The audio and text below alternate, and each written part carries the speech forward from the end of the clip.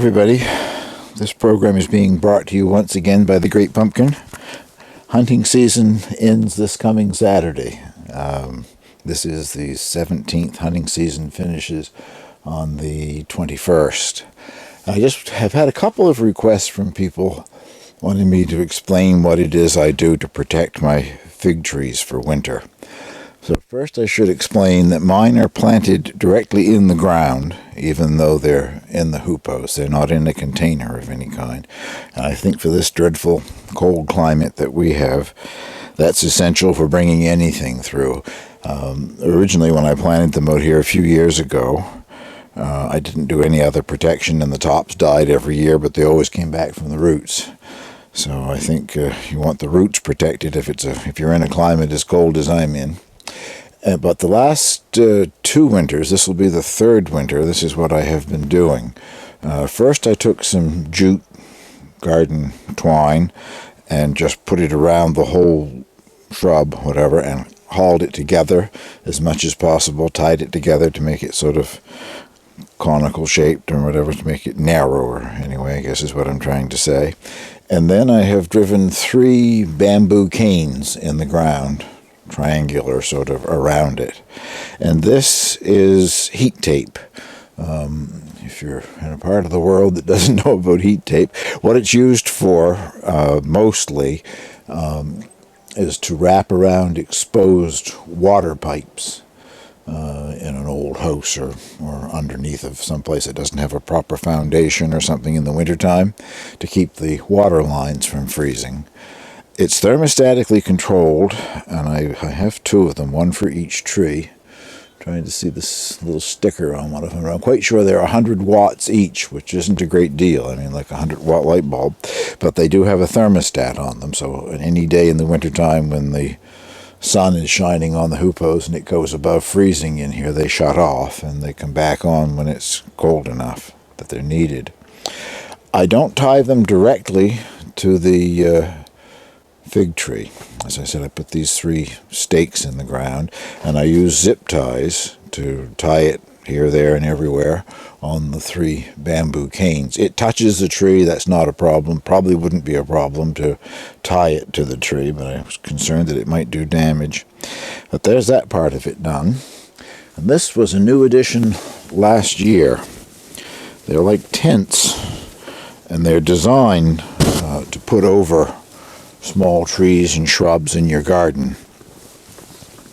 Has a zipper up one side here. I get the right side around.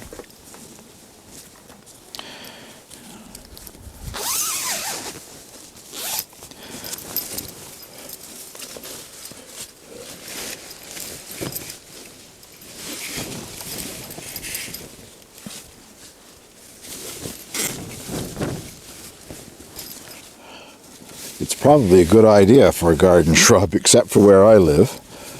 I had this out in my garden. I don't know where it might be by spring, but it wouldn't be on my property anymore. The wind that we have would... Yeah, so much for the zipper. I guess that's not going to... Well, no, okay. It's got a double zipper, I guess. It's still working. It's in 2 parts. A drawstring around the bottom that I do pull that in.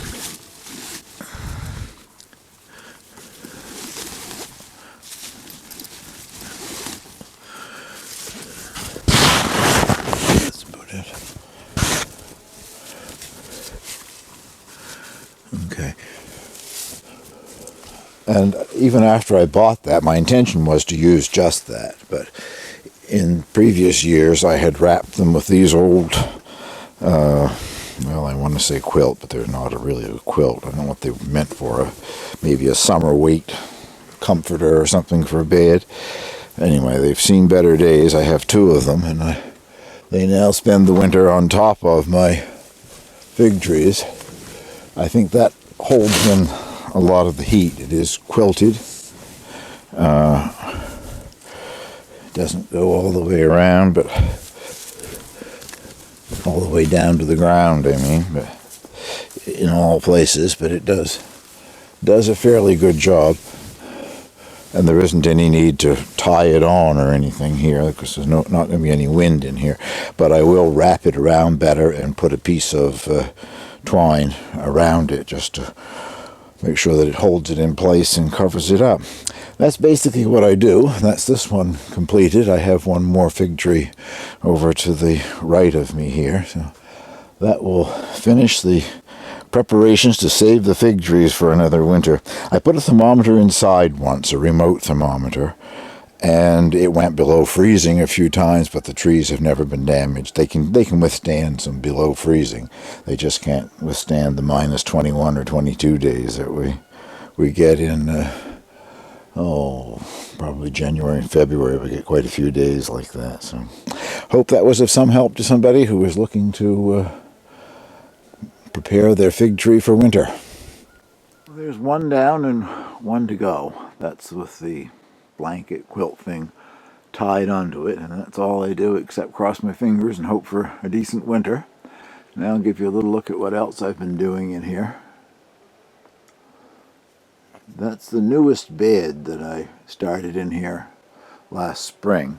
It just had containers of I guess peppers mostly on top of it this past summer. I don't think there were any tomatoes over there. Anyway, that end of it, you can see where the soil's looking wet.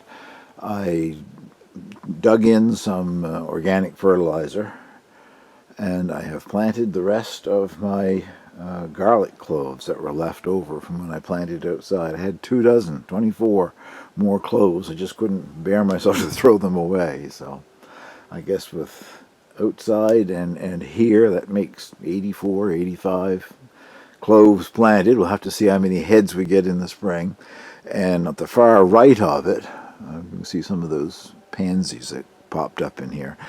Didn't plant them in here. They came in with some of the soil from containers from the year before. But anyway, next to them I have put in the 7 red flowering horse chestnuts that I collected and dried, and we'll see if they come up in the spring. But anyway, this is just a short little video. I wanted to reply to some people who are interested in finding out how I protect the fig tree. So thank you very much for watching.